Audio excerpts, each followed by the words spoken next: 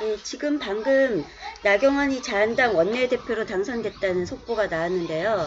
표 차이가 김학용 35, 나경원 68로 거의 2배 가까이 압도적인 차이로 지금 당선이 됐습니다. 엄마? 예, 그 전부터도 유튜브 방송 등에서 보니까 원내대표 선거에서 비박보다는 친박 쪽이 더 지금 우세하고, 그리고 우리 친박 쪽에서도 유기준보다 나경원이 우세하다는 소문을 들었었습니다. 그래서 예상했던 바였는데 예상대로 된 것 같고요. 그런데 이렇게 압도적으로까지 차이가 날 줄은 저도 뜻밖인데요. 예, 먼저 제가 나경원을 안 좋아한다는 것부터 말씀을 드리겠습니다. 또 나중에 오해가 생기실라.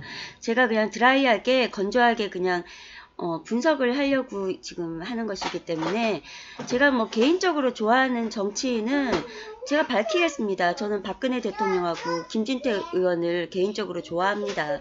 하지만 그렇다고 해서 뭐 김진태 의원 방송만 뭐 맨날 얘기하는 것도 아니고, 저도 제 하고자 하는 것이 있기 때문에, 그리고 또 뭐 어떤 사람을 개인적으로 정치인을 좋아해서 얘기할 것 같으면 좋아한다고 얘기하고 말하고 하겠습니다.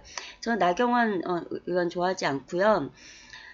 배신자라고 생각하고 있습니다. 그래서 일단 우리 우파 애국 국민들이 볼 때 친박 쪽에서 나경원을 후보로 민 것에 대해서 좀 불만스럽게 생각들을 하시죠. 친박들은 도대체 뭐하냐, 저런 탄핵 부역자를 갖다가 후보로 밀게 그렇게 사람이 없냐 하는데, 진짜 사람이 없긴 없나 보더라고요. 그 삼선인 의원들이 자한당에서 20명이라고 합니다. 생각보다 적죠. 뭐 3선 이상도 있겠지만 3선만으로 치면 그렇다고 합니다. 3선 이상으로 치면 보통 나이가 너무 많게 되겠죠. 그래서 3선 정도가 보통 원내대표를 하는 것 같은데, 그 3선 의원 20명 중에 17명이 당을 나갔다고 합니다. 그러니 아닌 사람이 한 3명이겠죠. 그러다 보니까 우리가 흔히 이렇게 많이 알고 있는 친박 의원들 중에, 활동 많이 하는 분들 중에는 그 3선 이상이라는 그 조건에 부합되는 사람이 적었던 것 같습니다. 그래서 이제 나경원 같은 경우에는 4선인가요? 하여튼 꽤 많이 됐죠. 하여튼 생존력 하나는 끝내줍니다. 워낙 또 왔다 갔다를 잘하기 때문에 뭐 그래서 그런 덕분도 있는 것 같긴 한데, 일단 원내대표 같은 경우에는 국회의원들이 뽑는 선거 아니겠습니까? 그래서 국회의원들 같은 경우에는 자기 앞날을 많이 걱정하기 때문에 자기에게 우호적인 사람을 뽑겠죠. 뭐 나라를 위해서나 당을 위해서나 뭐 정치적 사상이 맞거나 이런 것보다 자기 앞날을 좋은 사람을 뽑기 마련입니다. 그 선거라는 것은 이기는 것이, 그 전략이 중요한 것이기 때문에 그런 걸 무시할 수가 없죠. 그러다 보니까 보통 원내대표에는 좀 중립적인 사람을 각 계파에서도 내세우는 것 같더라고요. 그런 걸로 볼 때 나경원 같은 경우에는 조금 반반이죠. 탄핵 찬성은 했었지만 그래도 당을 박차고 나가지는 않았는데다가 워낙 여기저기 잘 붙고 살살거리는 성격이라 의원들하고도 말이 전체적으로 잘 통하는 편이겠죠. 그런 문점을 노린 것 같고, 또 김성태의 리더십이라는 것이 홍준표의 연장선이었죠. 막말이었는데 우파 내에서 뭐 좌파 잘 싸우는 거 보고 투쟁력 강한 사람을 원하긴 했었지만, 이게 우리 우파들이 보기에도 보기 좋은 그런 투쟁력이 아니라 거의 막말 수준의 그 포인트를 잘못 짚는 그런 막말로 오히려 우파구, 중도구 다 잃어버리는 그런 행태를 낳았는데, 요즘 그 사이에 그 탄핵 이후에 흥행했던 게 뭡니까? 미투 사건하고 갑질 사건들이 주로 있었죠. 그것에 대해서 공분을 많이 샀고 국민들이, 특히 문재인은 그걸 이용해서 적폐청산으로 많이 이용해 먹었잖아요. 그런 흐름을 타기는 타야 되는 겁니다. 그래서 이제는 막말 정치라는 것이 통하지가 않습니다. 투쟁을 잘한다는 것이 꼭 말을 잘 내뱉는 것이 아니라 말에 그 뼈가 있고 그 핵심이 강한 것이어야 되죠. 조곤조곤 얘기하더라도 상대방을 논리로서 이길 수 있는, 쓰러뜨릴 수 있는 그런 논리력이 중요한 것이죠. 뭐 그렇다고 나경원이 논리력이 있다는 것은 아니지만 일단 요즘 그 갑질 문화에 대한 그런 반감이 크기 때문에 그 정치 문화도 유행도 약간 바뀌었다고 볼 수가 있습니다. 그런데다가 특히 중도와 그 여성들, 젊은 층에 보면은 우리 어른들 같은 경우에는 좌파 우파가 많이 싸우지만 지금 젊은 층은 여성 대 남성 대 그 구도 대결이 엄청 극심합니다. 그렇기 때문에 특히 문재인의 주 지지층이었던 여성들, 페미층들이 문재인에게 많이 실망하면서 역시 문재인도 남자였어. 남자는 안 돼. 뭐 그게 바람직하다는 것은 아니지만 우리가 이용할 수 있는 세력이 되고 있는 거죠. 그 대표적인 예가 워마드인데 워마드가 투쟁력이 아주 좋잖아요. 그리고 또 워마드가 젊은 층이나 여성들을 대변해서 일종의 마중물 역할을 할 수 있다는 겁니다. 워마드가 워마드인 줄 알고 보는 사람들도 있지만 정치에 무관심한 사람들은 잘 모르고 봅니다. 일단 젊은 사람들과 여성들이 우파로 많이 넘어왔구나 이렇게 보일 수 있기 때문에 나경원에 대해서 그 사람들이 뭐 어떻게 정치적으로 그 워마드나 뭐 페미들은 정치적인 그런 것보다 자기네들한테 좋을 것인가 그걸 많이 생각하기 때문에 여성이 최초로 자한당 원내대표가 됐다는 것은 의미가 있습니다. 박근혜 대통령 탄핵에 대해서도 요즘 강력하게 싸워주고 있는 게 워마드잖아요. 그런 피켓 문구들 보면 끝내주잖아요. 그래서 박근혜 대통령을 내세우는 것도 사실상 그 전부터도 박근혜 대통령이 여성이라서 더 모함을 당했다는 것도 알고는 있었을 겁니다. 하지만 자기네들한테 유리한 정치적 행보를 하는 문재인을 밀었었던 건데 거기에 이제 실망을 했고 그래도 역시 같은 여자인 여자들끼리 편이 돼야 된다는 자기네들 원초적인 그 원칙으로 돌아온 것 같습니다. 그런 걸로 볼 때 또 뭐 지형상 구도상 약간은 유리할 수가 있죠. 그래서 나경원이 후보가 된 것도 전략적으로 일단 친박 비박에 다 표를 얻어서 일단 이길 수 있다는 거. 그래서 일단 이긴 거고 그나마 우리 우파들이 기대할 만한 건 그래도 정용기 의원도 전에는 친박이었죠. 그리고 또 그때 한창 탄핵 때도 종편 같은 데 나오면은 그래도 박근혜 대통령에 대해서 확실하게는 아니지만 그래도 우호적으로 얘기를 했었습니다. 얘기를 하고 우리가 뭐 최선일 수는 없겠지만 그래도 친박 같은 경우에는 악이라고 보기는 어렵죠. 그리고 그 사람들도 전문 정치인이고 직업 정치인이다 보니까 자기네들 생계까지 책임지면서 일을 해야 될 필요성이 있는 거고요. 그랬을 때 이제 우리는 나경원을 보기보다는 정용기 사무총장인가요? 하여튼 정용기 의원을 봐야 되겠죠. 보고 이제 활동을 좀 정용기 의원한테 힘을 많이 실어줄 필요가 있고 기왕지사 이렇게 된 거 뭐 사실 나경원, 김학용 뭐 똥이냐 설사냐 골라라는 뭐 그런 차이밖에 안 되겠지만 그래도 똥은 주워 담아서 이동이라도 시킬 수가 있죠. 그런 차이로 볼 때는 그래도 설사보단 똥이 이런 표현을 써서 죄송한데 뭐 탄핵에 대한 그런 책임이 있기 때문에 국민으로서 그렇게 아직 용서가 안 되고 그렇게 표현이 나오는 것은 어쩔 수 없는 거고요. 이제 앞으로 어떻게 될 것인가 중요한 건 당대표죠. 당대표는 김진태 의원이 나올 것 같습니다.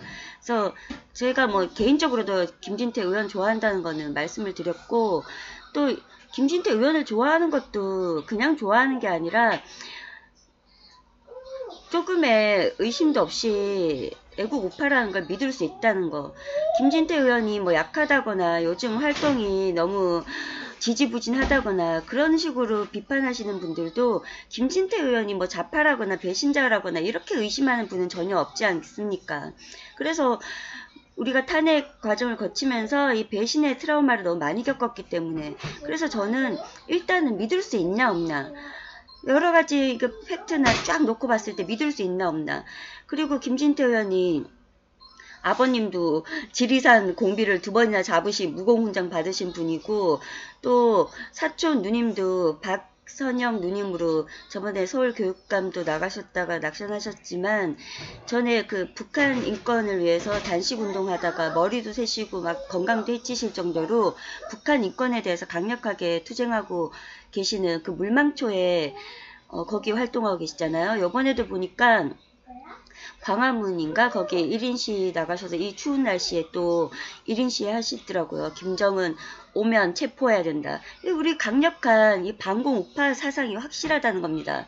그리고 또 김진태 의원 그 사촌 누이인가요? 그 매부가 이재용 부회장 석방도 해줬죠.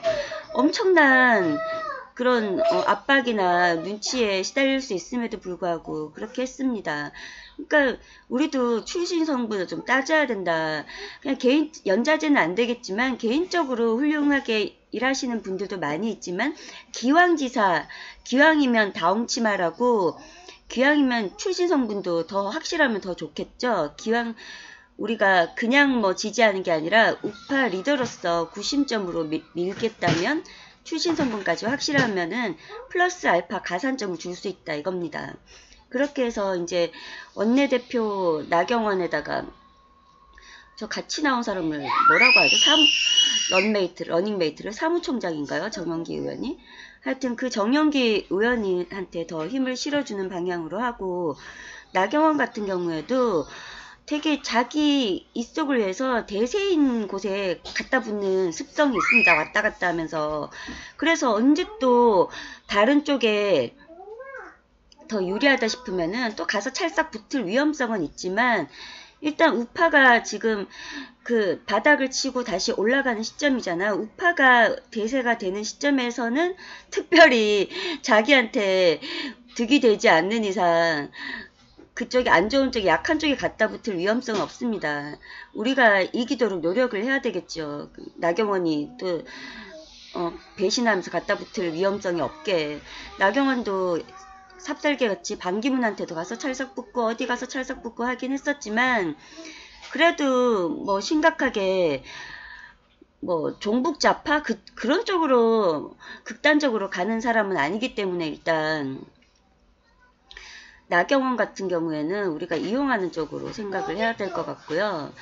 그 정영기 의원에게 힘을 실어주고 당대표를 확실히 반공 우파 쪽으로 해야 되고, 또 김진태 의원님 같은 경우에도 그래도 다른 의원들보다는 대한애국당 조원진 대표와 유대가 깊고 같이 연대하거나 뭐 단일화하거나 이런 식으로 협업을 할 수 있는 더 유연성이 높다는 겁니다. 그리고 또 일단 태극기 집회에 우호적인 의원이 당대표가 되어야지 대한애국당 활동도 노출을 많이 시켜줄 수가 있습니다. 대한애국당이 크려면 사실 언론의 힘을 안 받으면 안 되잖아요. 노출을 많이 되기 위해서 자꾸 자한당 당대표인 김진태 의원과 뭘 한다 이런 게 나오면 언론 보도에 노출이 되겠죠. 그래서 키워줄 수 있다는 겁니다. 정의당 같은 경우에도 더불어당이 키워줬기 때문에 큰 거고, 더불어당이 키워줬기 때문에 정의당도 이중대 역할을 해주면서 더불어당이 힘들 때 외부에서 서포트를 해줄 수가 있는 거죠. 문재인 딸이 괜히 정의당에 입당했겠습니까? 자기 아빠 정당 놔두고. 키워줘야 된다는 겁니다. 키워주지 않고서는 쓰러졌을 때 힘을 받을 그 뭐라고 하냐, 부모. 그러니까 부목이 필요한 거죠. 그리고 또 대한애국당도 커야지 나중에 더 커져서 이게 국민 모두의 정당으로 커질 수 있지 않겠습니까?